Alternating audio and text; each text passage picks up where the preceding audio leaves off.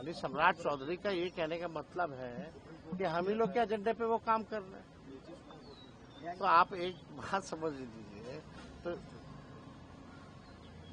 Schedule 9 Lalu ji की सोच थी कि भाई 30 साल पहले जो लड़ाई लड़ी और उन्होंने जो है जब हमारी महागठबंधन की सरकार बनी तो यहाँ जाति आधारित गणना कराया 65% आरक्षण, जो हमारा जाति आधारित गणना का रिपोर्ट आया।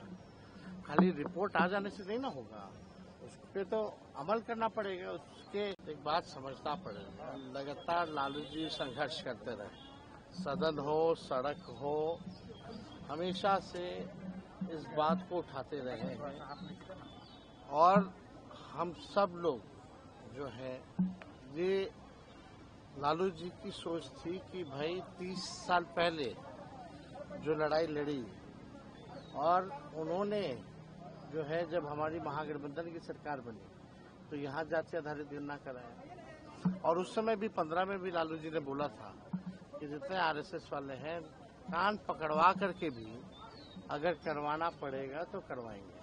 आज इतनी मजबूरी है, मजबूरी है, इन लोगों ने किया है, लेकिन विरोध इतने दिनों तक कौन कर रहा था लोग। यानी सम्राट चौधरी का ये कहने का मतलब है कि हम ही लोग के एजेंडे पे वो काम कर रहे हैं। तो आप एक बात समझ लीजिए, तो शेड्यूल 9 65% आरक्षण, जो हमारा जाति आधारित गणना का रिपोर्ट आया।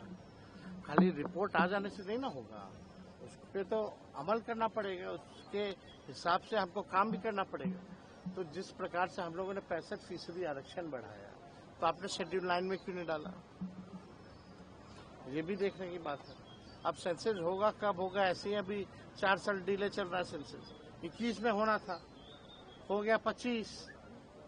अब परिसीमन से पहले होना चाहिए, अब देखते कब होता है, पहले ये हो तो जाए। आपका क्या नाम है? एजेंडा आप सेट करते हैं और काम बीजेपी और जेडीयू करती है। ये लालू जी हम लोगों के विचारधारा की जीत है और शुरुआत से ही हम लोगों ने इसके लिए लड़ी है और लड़ाई लड़ करके हम लोगों ने हासिल किया है।